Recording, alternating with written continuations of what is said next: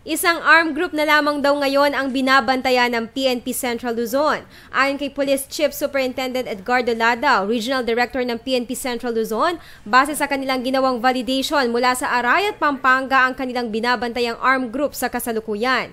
Based on validation kasi, ang only listed private armed group natin kasi dito is yung kay Bon Alejandrino Group. Ayon kay Ladaw, naging basihan nila ang mga puntos na itinalaga ng National Headquarters sa pagtukoy sa isang private armed group o PAG.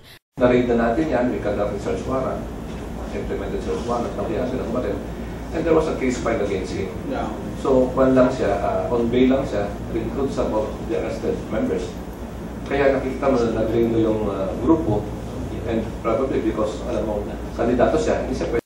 Nakatutok daw ngayon ang kanilang hanay sa bayan ng Arayat, Pampanga para i-monitor ang grupo ni Bon Alejandrino. Nakatutok tayo, actually nakatutok yung SOT di Pampanga sa Arayat. Particular sa grupo niya, kung gagalaw nakakalawin tayo ng operations. Matatandaan nitong nakaraang taon, inaresto ang sinasabing dating supremo ng Hukbong Mapagpalaya ng Bayan o HMB na si Bonifacio Emmanuel Alejandrino kasama ang 8 pa sa kanyang tahanan sa Barangay Santa Lucia, Cupang, Arayat, Pampanga. Nireid ang bahay ni Alejandrino ng mga PRO3 Police sa bisa ng search warrant na inisyu ni Executive Judge Marino de la Cruz ng Regional Trial Court, National Capital Region. Nakuha raw ng PNP kay Alejandrino at mga kasama ang mga high-powered guns at iba pang armas. Matapos ang 5 araw na pagkakabilanggo ay nakalaya din si Alejandrino at mga kasama matapos makapagpiyansa. Pinabulaanan naman ni Alejandrino mga akusasyon laban sa kanya ng kapulisan ng rehiyon. Paano sasabihin ngayon I belong to the partisan group samantala yung mga baril na inisyu sa akin is naka-registered as legal, meron akong lisensya. Yung ibang binigay na baril sa akin nung nakarang ni-raid kami rito, planted dyan dahil hindi naman nakapirma doon sa mga receipt nila. Ito alam mo, politika ito. Hanggang ngayon, malakas pa rin ang politika rito sa Pampanga.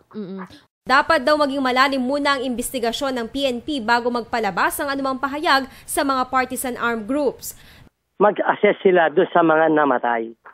Who are the involved na groupings? Una, doon sa nasa mo, kailanman, hindi ko na-involved sa mga patayan dito sa amin.